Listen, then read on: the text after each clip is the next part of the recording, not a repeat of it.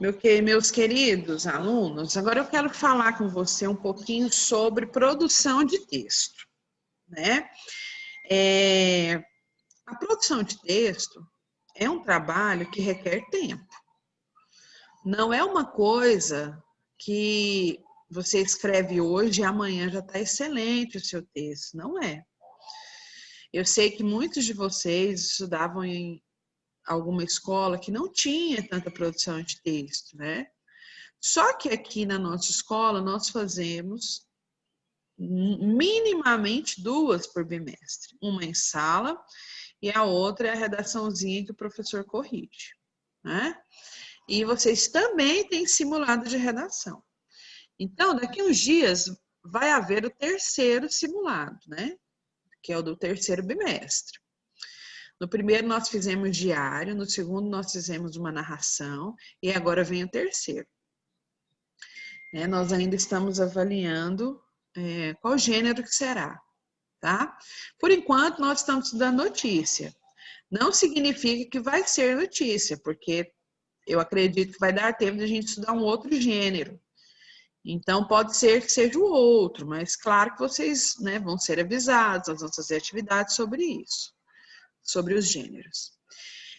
Mas eu gostaria de falar algumas coisas com relação à correção de redação. Eu sou corretora de redação há 20 anos, então eu vivo de redação. Então eu vejo muitas redações todas as semanas. Essa semana mesmo, de uma outra escola que eu trabalho, eu tenho mais de 80 redações para corrigir. Então eu sou muito amiga da redação e eu conheço a redação, tá? Então às vezes você faz uma redação e você fala assim, nossa, professora, por que eu tirei essa nota? Só que toda redação tem uma grade específica, tem critérios que eu vou avaliar. Eu lembro, quando eu era aluna, eu achava que eu escrevia muito bem, né? E eu, no 3º ano, eu fui fazer uma redação e eu tirei 4 nessa redação. E quando eu terminei a redação, antes de entregar para o professor corrigir, eu achei assim que eu estava arrasando, né? E quando a redação foi devolvida para mim, eu vi que eu tinha tirado 4, ou seja, eu não arrasei foi nada, né? Eu foi arrasada por causa da minha nota, foi 4. Eu lembro que eu chorei bastante, por quê? Porque eu achava que eu estava preparada, né? E isso acontece também com o 6º aninho. Às vezes você faz uma redaçãozinha e pensa assim, vou tirar 10, né? Só que aí vem o professor maldoso, né? E corrige a sua redação e não te dá esse 10. Mas eu quero que você pense o seguinte, querido aluno. O professor, ele está aqui para te ajudar. Professor nenhum está aqui para prejudicar o aluno. E redação é uma coisa complicada. Por quê? Porque cada professor, cada corretor de redação tem um olhar diferente para a redação. Então, às vezes, eu penso de uma forma e o outro corretor que você deu sua redação para ele olhar vai pensar de outra forma. Agora, tem coisas que os corretores vão pensar igual, por exemplo, ortografia, né? Você escreve lá casa com Z, casa não é com Z, casa é com S. Então, todos os professores corretores de redação têm alguns critérios que eles vão pensar a mesma coisa. Mas tem outros critérios que é muito subjetivo. Tem corretor que pode gostar, tem corretor que pode pensar assim, podia ter trabalhado mais, né? Então, quando você for fazer sua redaçãozinha, primeira coisa que você vai prestar atenção nas instruções. Essa última redação que a gente fez lá no Google Forms, né? No Classroom, qual foi um dos grandes problemas dessa correção e dessa produção? Muitos alunos não seguiram as instruções. A primeira delas, o texto tinha que ter no mínimo 15 linhas. Você sabia que se você não seguir todas as instruções, seu texto pode perder nota? Dependendo, seu texto pode ser zerado. Eu tive redações que os alunos fizeram 5 linhas, né? Como que uma avaliação de redação, tão importante que é o simulado, porque eu vou passar essa nota para todos os professores, e você faz uma redação valendo 10 em 5 linhas? Não dá. Infelizmente, é impossível, né? Ah, professor, então eu tenho que fazer 40 linhas? Não, você tem que fazer o mínimo. O mínimo é 15 linhas, tá bom? Tem que prestar atenção. Tem que prestar atenção nas instruções. Tem que prestar atenção quando o professor fala assim, ó, faça um título. E teve muitos alunos que não fizeram o título. E o título estava lá na grade de correção, se não me engano, ele era o 8º item lá que eu ia corrigir, ele valia meio ponto. Meio ponto é muita coisa. Na nossa escola, a gente luta por décimos, né? Para a gente ganhar o Alamar, né? Para a gente ganhar prêmios, né? Para a gente, né, ter honra, né? Receber honra, né? Da coordenação, dos professores e tal. Então, eu te dou um conselho hoje, antes de passar a próxima redaçãozinha. Faça o que o professor pediu. Faça o que a provinha pediu. Faça o que a lista de exercício pediu. Faça o que a professora está pedindo, tá bom? Título é uma coisa complicada. Eu confesso para você que quando eu fazia redações, eu deixava o título por último. Por quê? Porque o título é o nome do seu texto. Você não vai colocar o nome no seu filho, um nome qualquer, né? Perguntei para sua mamãe, para seu papai, tanto que eles planejaram, estudaram, pesquisaram, né? Perderam noites de sono para dar o seu nome, né? Então, na redação é a mesma coisa. Na redação, você tem que pensar para fazer tudo o que foi pedido.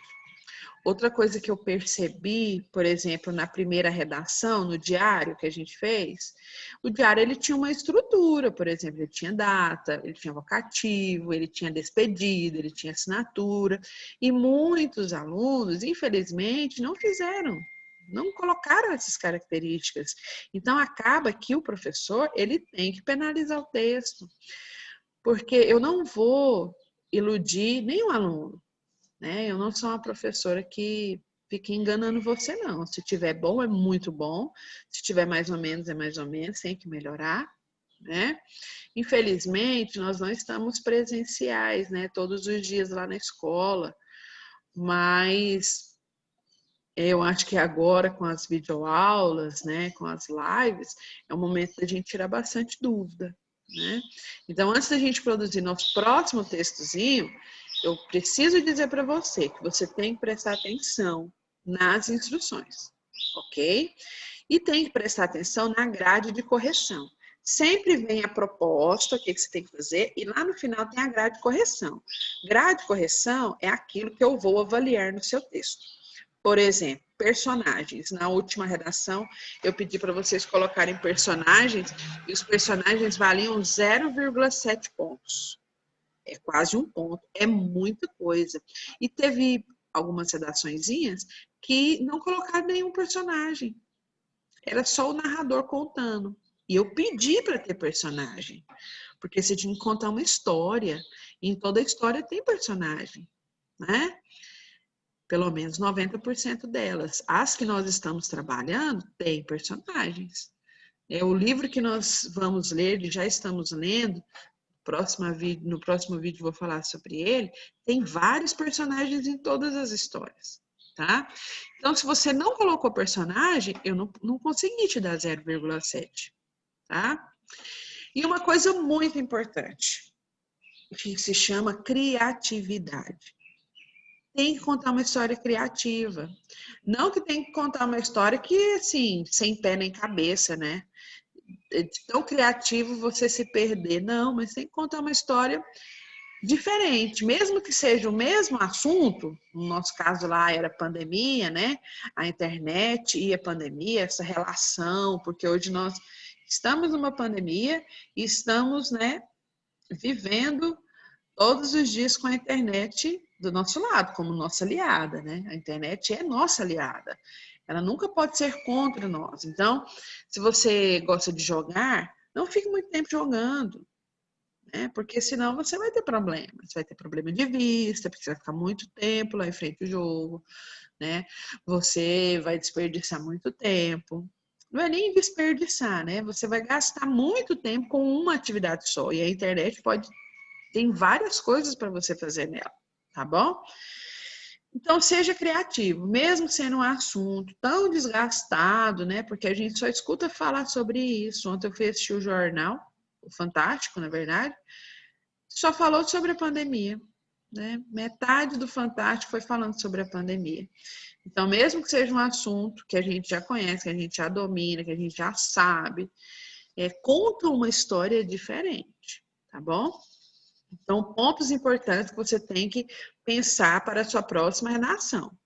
Seguir as instruções. O mínimo é 15 linhas, não é 14. Eu peguei muitas redações com 14. Você já pensou se eu tivesse zerado todas essas redações, né? Eu ia ficar muito triste e vocês mais ainda. Então, por favor, tá? Sigam as instruções. 15 linhas são 15 linhas.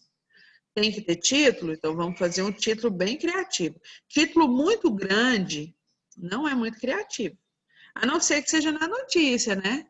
Na notícia você pode fazer um título um pouquinho maior, mas não muito grande, para não cansar quem está lendo o seu texto, tá?